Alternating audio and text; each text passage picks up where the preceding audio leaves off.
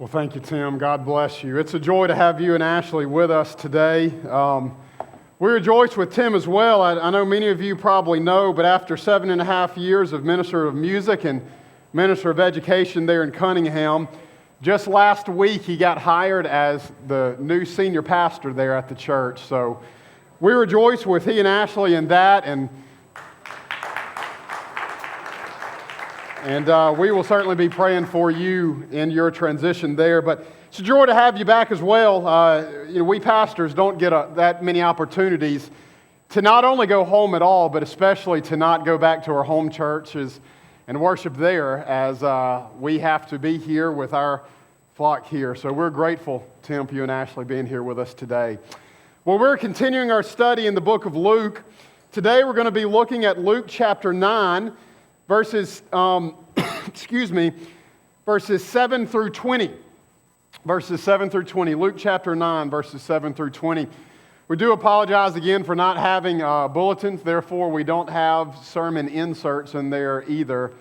Our copier went down Wednesday night, and they could not get a technician here until Monday. So hopefully that'll be taken care of before next Sunday.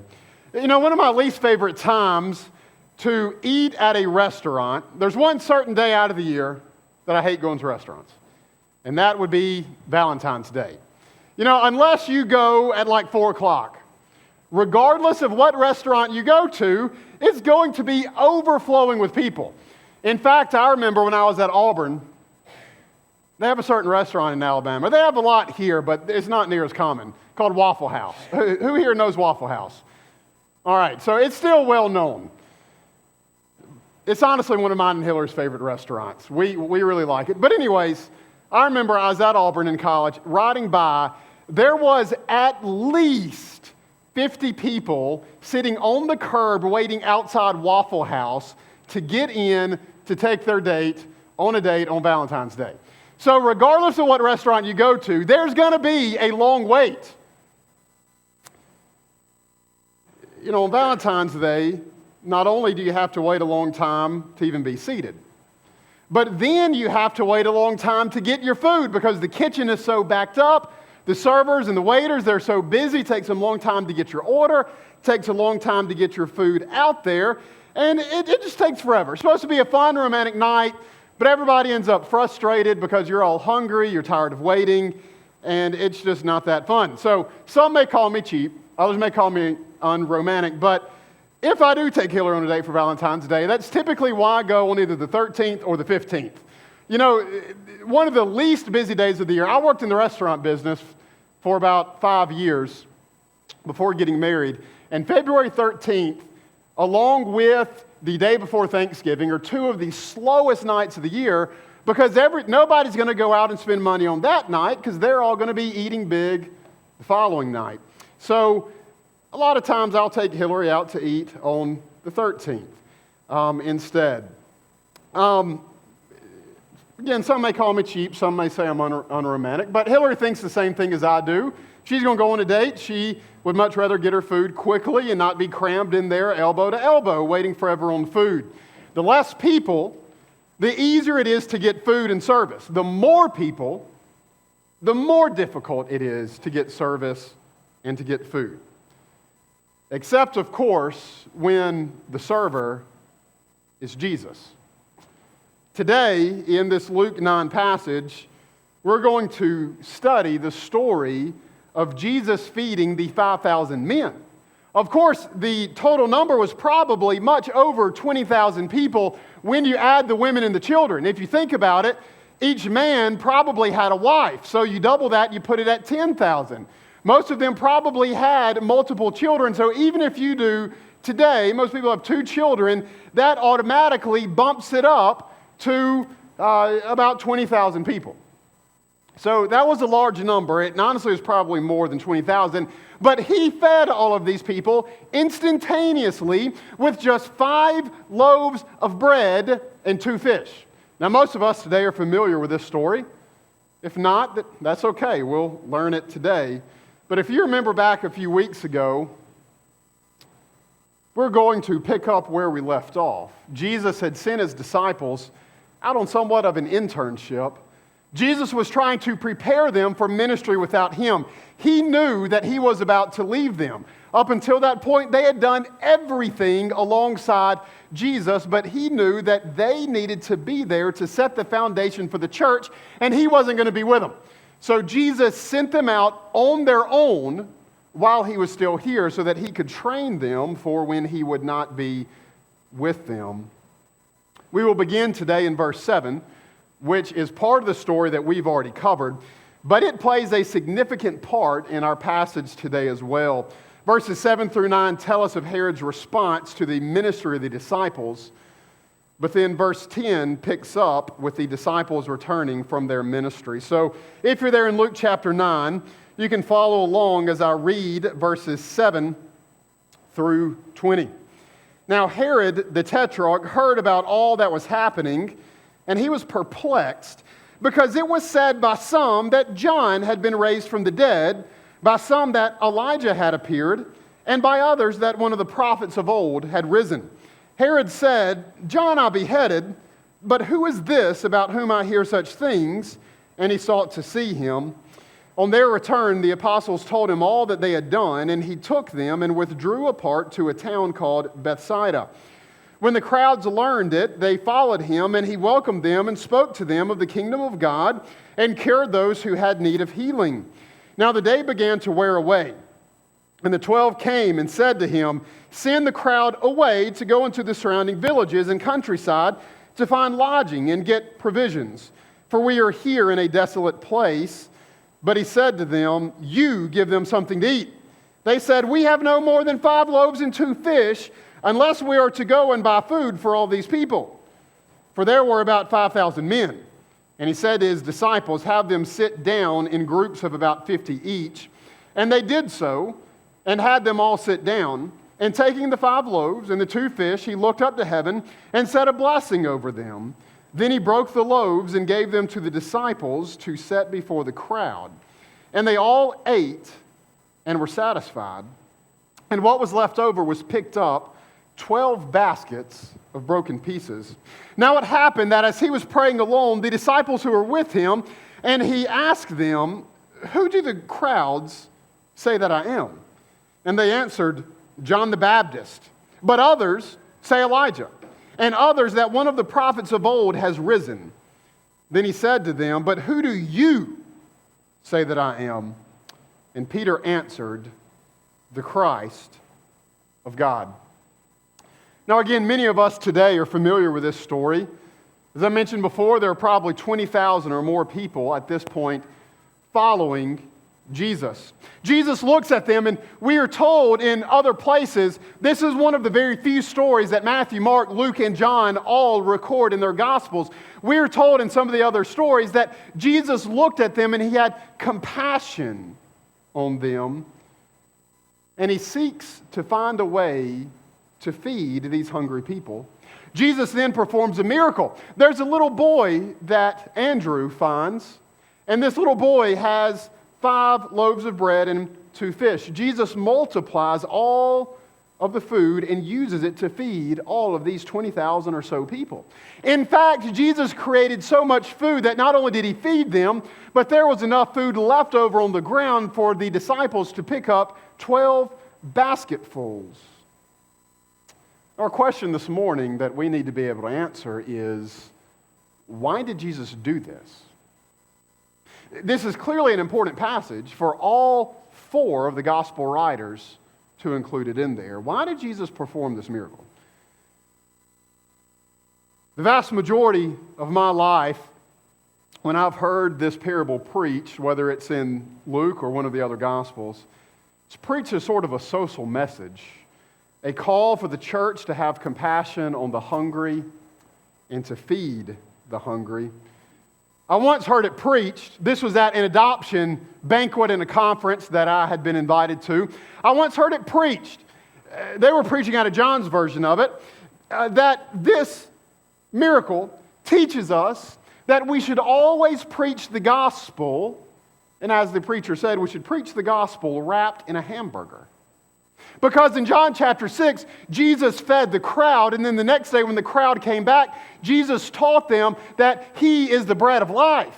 And so Jesus fed them and then gave them the gospel. So this person used this miracle to say, whenever you preach the gospel, you have to meet somebody's physical need first. And maybe other preachers don't take it that far. But it is regularly preached as a call to meet physical needs of others. But there's no need for this understanding of it. Jesus already had the greatest healing ministry the world had ever seen. It would be pointless for Jesus to do a miracle this big to just merely show that he has compassion on people's needs. The 20,000 people were there because they had already learned that. People were following Jesus because of the compassion and the ability to meet the needs that Jesus had already displayed. They didn't need convincing that Jesus was compassionate. The disciples didn't need convincing that Jesus wanted to help people. They were all already witnesses. Jesus was not only reaching out and ministering to others, but even to ones that other people would shun and disregard. He was reaching out to the least of these, and even the vast majority of his ministry was in Galilee. That in and of itself showed Jesus' compassion. Galilee was the region that everybody looked down on, all of the bigwigs in the Jewish religion. They didn't want to go to Galilee. Nothing good could come from Nazareth, which was one of the towns in Galilee. So Jesus not only was healing people, but he was going to the areas that people looked down upon and that the Jewish religion ignored and helping people there. That has already been established in Luke and established in all the other Gospels. This miracle had nothing to do with social justice and feeding the hungry. In the book of John focused upon the response of the crowds. Almost all of chapter 6 was on how the crowd responded. And even the end of that chapter, Jesus rebukes them for their response and says, you came back today not because you know that I'm the Messiah, but because you were still hungry and wanted more food. They were only there for food and miracles. They wanted to be entertained. He then told them that they missed his real purpose. That Jesus did this miracle to show his deity by creating food out of nothing. They said, we want a sign like Moses. Moses made manna fall down from heaven. Manna was a sweet type of bread. And the people were hungry in the desert, and they cried out, and they said, we're hungry, we have no food. We had more food in Egypt where we were slaves. So Moses went to God and prayed, and God, while everybody was asleep, made food fall from heaven. So all they had to do was walk out of their tents, pick it up, and go back inside and eat. They said, this proves that Moses was a prophet of God. What sign do you have? Jesus, understanding their knowledge of that, creates food out of nothing, just like God did through Moses. And Jesus said, I did this so that you would connect me to Moses and connect me to God and understand that I'm the Messiah. But the people missed it. Jesus is God, and he wanted them to know that. He is the bread of life. He is the one that satisfies everything we have. You see, Jesus had spiritual purposes in mind when he performed this miracle. Now, Luke looks at and records this passage for the same reason. I was about to say for a different reason. The same reason is there. But Luke looks at it from a different angle than John did. I want you to look with me at verses 7 through 9 and verses 18 through 20. If you remember back to those passages, in both of those, the question of who Jesus is comes up. In both passages, it is said first when they ask Herod, and then when Jesus asks the disciples, who do others say that I am? The response is, well, most people think that you're John the Baptist. Or others say that you could be Elijah, or maybe one of the other prophets has risen from the dead. And sandwiched right in between these questions of Jesus' identity is positioned this story of Jesus performing this miracle. Right at the heart of Jesus declaring to be the Messiah, that he is the Christ, the Savior of the world, Jesus shows his ability to create something out of nothing, answering the question of who he is, that he is God. Not only did he miraculously provide food as God did in the time of Moses, but he created something out of nothing, just as God did the very first week of creation. Now let's pause here just for a moment. Notice in John that John focused on the crowds and on the crowd's response to the miracle. But here in Luke, Luke never once mentions the response of the crowds.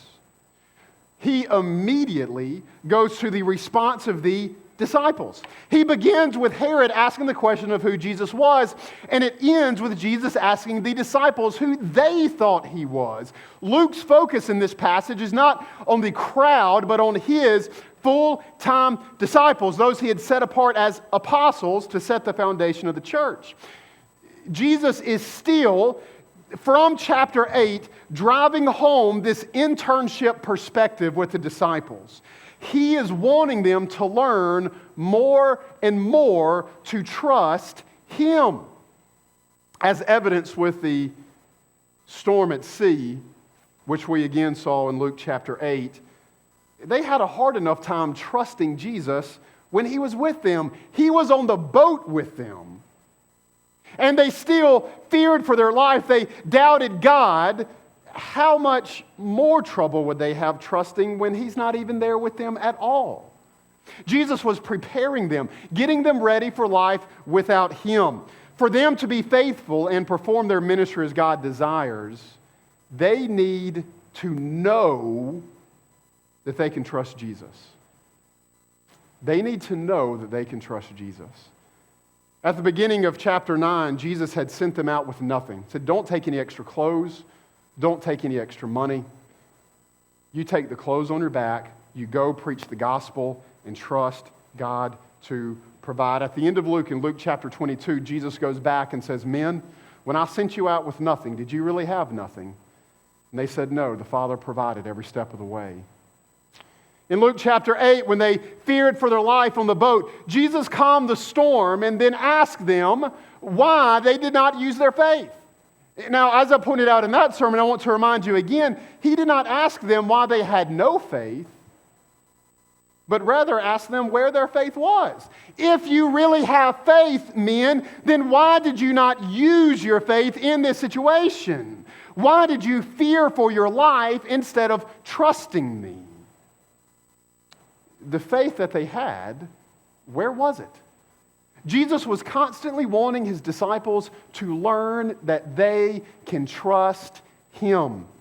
And what a glorious thing for Jesus to teach them this.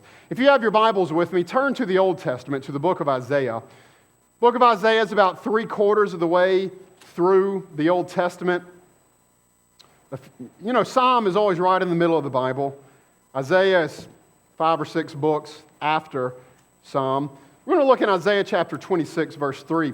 And I ask you to turn there with me. It's just one verse I'm going to read.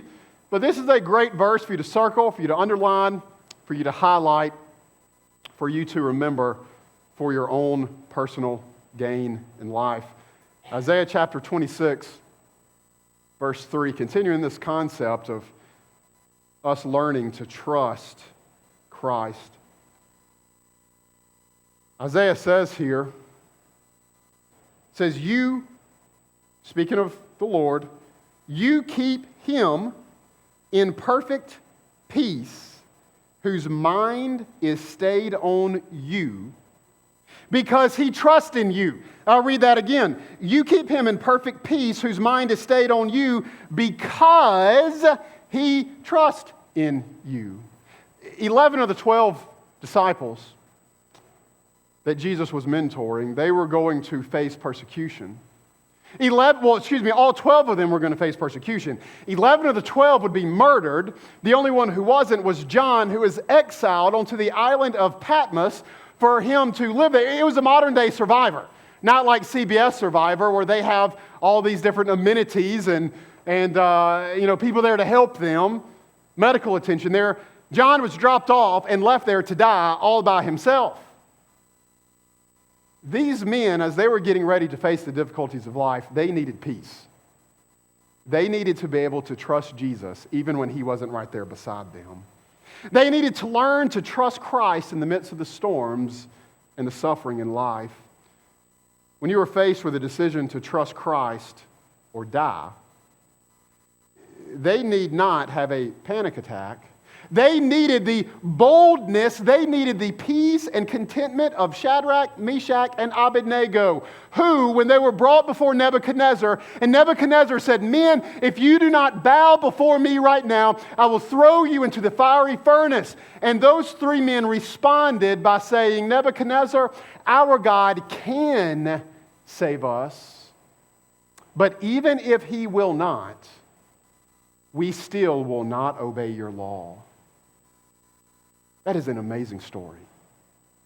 What amazing trust. I know that God can prevent evil from my life, but I also know that he might choose not to.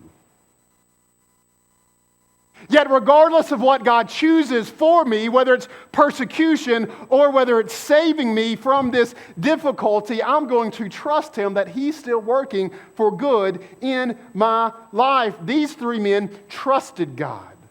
Even if God didn't answer their prayer the way they wanted, he was still in the right and working for their good. Do you have that peace today? You see, so often we are tempted to doubt God. None of us would admit it with words. We don't want to be that person doubting God verbally. But inside, we are not at perfect peace, as Isaiah says here in 26. You see, we've trusted God for salvation, but we have not set our minds on God. Our minds are not stayed on true things about God, as Isaiah says here. You keep him in perfect peace, not the man who prays and prays and prays and prays and prays, but the man whose mind is stayed on God. See, that's the response I get most of the time. James, I've prayed and prayed that God would take this anxiety from me. I've prayed and prayed that God would take these emotional problems, but he won't do it. Well, tell me what you've been thinking about. Tell me about your relationship with the Lord. Tell me about your understanding of God. Tell me about your understanding of suffering. Isaiah says, you keep him in perfect peace whose mind is stayed on you. Oftentimes, we may think about God, but we may not be thinking true and right things about God. If you're still in Isaiah 26, flip 6 chapters over to Isaiah chapter 32. And look at verse 17 with me. Isaiah chapter 32, verse 17. It's another good one to highlight, underline, circle. Isaiah chapter 32, verse 17. And the effect of righteousness will be peace. And the result of righteousness, quietness and trust forever. The effect of righteousness is peace. The result is quietness and trust forever. In my now 8+ years of ministry, I've come to learn that some of the most emotionally distraught people are the ones who are living in sin. A lot of times none of us know it because it's hidden sin, but when we begin to dig, we find out there's sin in their life. You know, you run from the Lord long enough and you get tired. My kids like me to chase them. Come out here to the playground on the play set, they want me to chase them. I used to be able to do that for long periods. Now I get tired pretty quickly. You run, you get tired. Well, spiritually, you run from the Lord, you get emotionally tired. You get emotionally distraught. Sin makes you miserable. Righteous living that is conducted with a mind stayed on Christ, results in peace and a quiet spirit. I have to have a mind that not only thinks about God, but thinks righteously about God. See, so often we think about this righteous aspect as, am I in sin or not in sin? But that word righteous actually means things that are right. So if I'm going to set my mind on things of God and I'm going to think righteously about God, that doesn't mean that I just don't have sinful thoughts. But it means that I have to think right things about God. Sometimes it doesn't mean that we're in sin. We're just not thinking right about God. Our theology has gotten off somewhere. Maybe there's something we've never been taught about God. There's a misunderstanding we have. It's not that we're sinful, but we don't have right thinking. I have to think right things about God. Too often we doubt God's goodness. We doubt God's control. We doubt God's provision. And we do this when we worry. God says, don't worry. I know what you need and I will provide it. So when we worry, we are left with this option. If God says, don't worry, I know what you need, I will provide it. When we worry, we are either doubting God's ability to know or doubting God's ability to provide. That's what we're left with. God says, don't worry. Yet we worry. Jesus wanted his disciples to know this. They needed to be rooted in their faith. Jesus was still showing them that they can trust him. And what I love about this story, going back to the Luke 9 story, is that the disciples had no idea what was going on. These men, they had been with Jesus every step of the way, and they were as confused as ever. Jesus told them that he was going to feed the crowd. In John chapter 6, verse 6, this tells us that he was testing Philip's faith, and he said, Philip, where do you if we're going to feed this crowd, where do you think that we need to go and buy food to feed this crowd? And Philip said, there's not enough money in the world to buy enough food to feed this crowd. See, Philip missed it. Jesus wanted Philip to say, we can't provide this much food, Jesus, but you can. I don't know how you can, but I know that you are the provider. You know our needs. You say that you will provide for our needs. So I don't know how, but I trust that you can do it. Around that time, Andrew then walks up and he hands Jesus the fish and the bread. Apparently, Andrew had learned a little bit throughout his time with Jesus. Andrew hands him the bread and basically says, look, I don't know if we're going to get food either, but here's this boy and he has 5 loaves and 2 fish. Jesus then sends the apostles out to separate everyone into groups of 50. The disciples obeyed and listened to Jesus, even though they clearly had no idea what he was going to do. They had no idea. They were at a loss for how Jesus was going to feed these people. And church, isn't life like that sometimes? We have no idea what's going on. This news that I got about the health of my wife, this news that I got about the rebellion my children is in, this news me getting fired at work or this financial issue that I've suddenly incurred, it came out of nowhere. And I know Romans 8:28 says God's working for my good, but I've thought about this, I've prayed, I have zero idea how this can ever work out for good in my life. Life is like that oftentimes. And what we learn from Jesus and from the disciples is we have to obey even though it doesn't make sense in life. You know, I tell my kids this all the time, and those of you with children, grandchildren, you understand this. You tell your kids to do something, well, it doesn't make sense to them. If it doesn't make sense, they don't want to do it. Well, why do I have to do that? I don't want to do that. None of my friends are doing this. This morning, for instance, Elijah didn't want to wear long pants. He wanted to wear shorts. He said, well, Mom, all the other boys in my Sunday school class are wearing shorts. Why do I have to wear long pants? Now, if everybody else is wearing shorts, it didn't make sense to him. Well, we've taught our kids is it doesn't have to make sense to you what we tell you. What God expects of you is that you obey us whether it makes sense or not. And I'm sure that many of you have had that exact same conversation with your children and grandchildren. But what about us? Sometimes we come to the point where we say, God, this doesn't make sense. I don't know if I'm okay with this.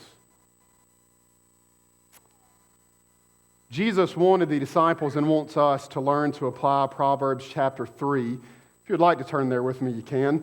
Proverbs chapter 3, verses 5 through 8 to their lives and to our lives. Proverbs chapter 3, verses 5 and 6 is another passage that many of us know very well. But verses 8 through 9, not necessarily so well. Proverbs chapter 3, verses 5 and 6. Trust in the Lord with all your heart, and do not lean on your own understanding. In all your ways acknowledge Him, and He will make your paths straight. Jesus wanted them to learn to not trust their own understanding, but rather to trust Him. Is there ever a time in your life when you know Scripture calls you to do something, and you say, but Lord, I can't? Or maybe you read something that the Bible expects you to do and you say, well, this doesn't make sense. In me doing this, it'll just cause more problems in the church, or more problems in my marriage, or more problems in work or my other relationships in life. God, you tell me to do it, but I don't understand it because in my mind, this is just going to make more problems. So we reject it and obey according to our own understandings. Now think about this in Luke chapter 9, verses 7 through 9, which is the passage about Herod getting so angry at the disciples, he decided he wanted to kill them. The disciples' obedience in their internship caused Herod to want to murder them. Sometimes obedience might bring persecution, but God wants us to learn that obedience is always best. He says, lean not on your own understandings. The disciples very well could have said, Jesus, what you're asking me to do, you know good and well it's going to stir up trouble in the kingdom, and Herod's going to come for our heads. I don't think this is right. But see, through this miracle, the disciples are learning to trust Jesus, that He knows what He's doing. Now look with me, hopefully you're still in Proverbs 3, look with me at verses 7 through 8. This is still the same mindset. Don't lean on your own understandings. Rather trust God, obey God. It says, be not wise in your own eyes. It's another way of saying don't trust your own understandings. Don't follow your own understandings. Be not wise in your own eyes. Fear the Lord. Again, don't lean on your own understandings. Follow the Lord. Be not wise in your own eyes. Fear the Lord. Turn away from evil. Verse 8 is the result of this. It says, it will be healing to your flesh and refreshment to your bones. Trusting in the Lord, as opposed to our own understandings, has physical implications in my life. It will be healing to your flesh and refreshment to your bones. I get asked a lot as a pastor, especially as a counselor, if anxiety is physical or spiritual. Anxiety and trust, the Bible says, are the opposites of each other. Anytime anxiety is mentioned, our view of God, our trust in God is always given as the alternative view of it.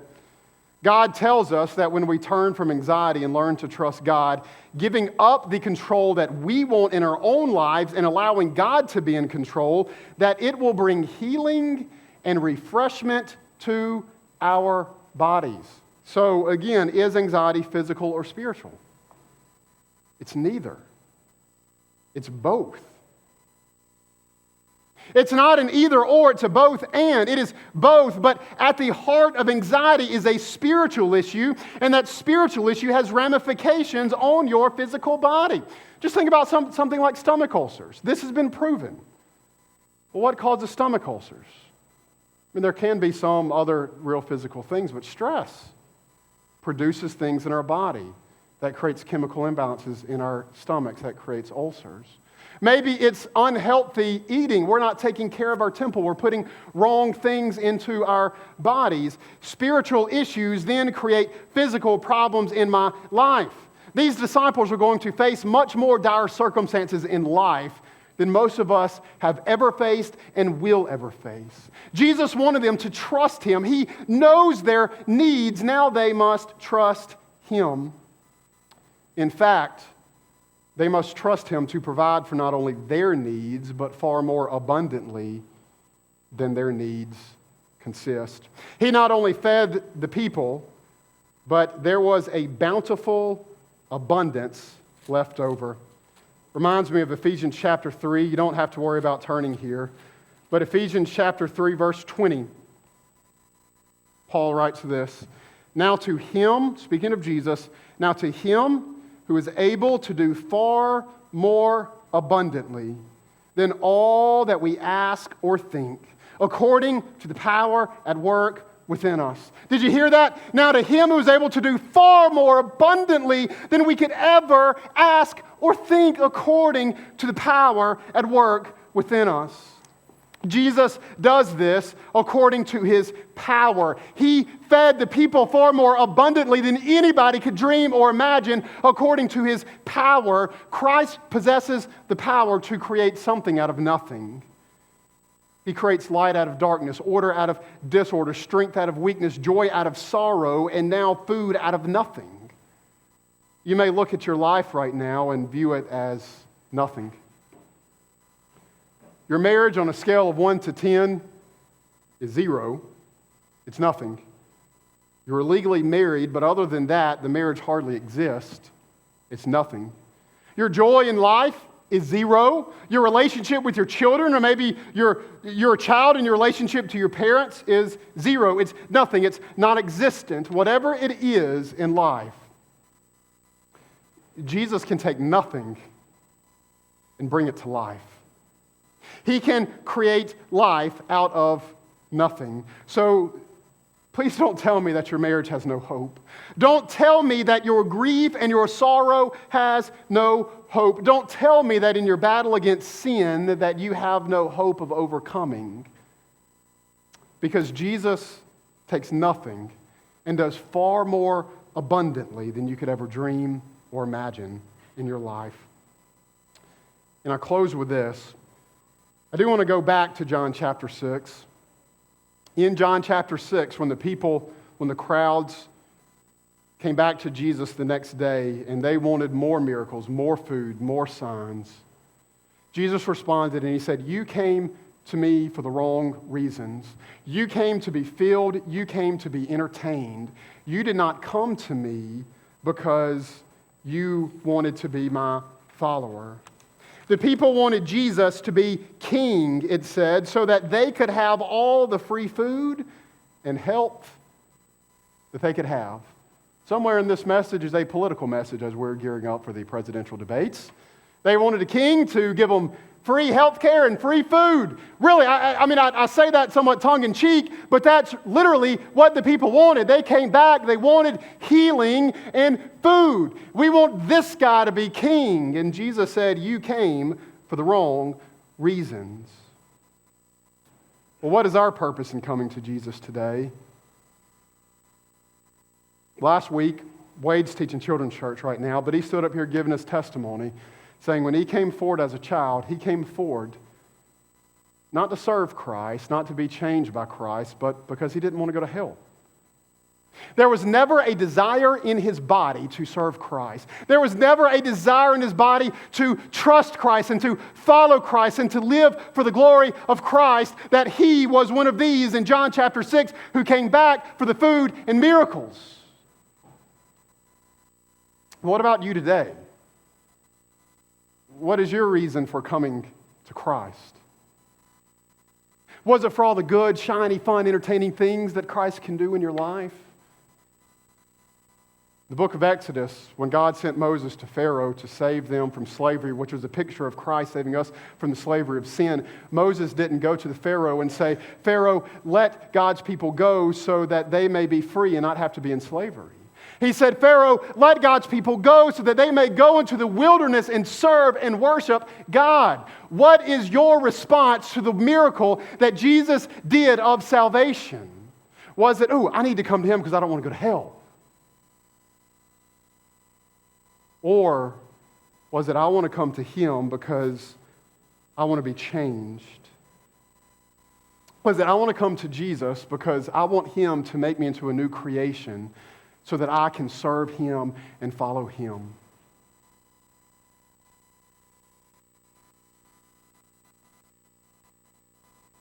Maybe not even looking back at whenever that profession of faith was. What about now? What was your point in coming to church this morning? Well, I need my blessing today, so I better get up and come to church. I'm going to miss my blessing if I don't come to church? Or was it, I need to be here to worship the risen Christ? Was it Christ created me and He changed me anew? He made me into a new creation and I want to be here to serve Him because I trust Him and I love Him? Or was, I just need a blessing today? It's a question that we need to ask in our lives. What is our purpose and our motivation for following Christ? Was it for the food and the circus that we see in this story when the people came back? Or was it because we want new hearts so that we can love Jesus and follow Jesus and serve Jesus? Pray you'll make that discernment today, and that we as a church will be a church committed to not coming and for the entertaining things about Christ, but a church that has the mindset of Shadrach, Meshach, and Abednego. God, even if you don't bless me today, even if you let me get thrown into that fiery furnace, I'm going to serve you, I'm going to love you, I'm going to obey you. I pray that's our heart today. Let's go to the Lord in prayer.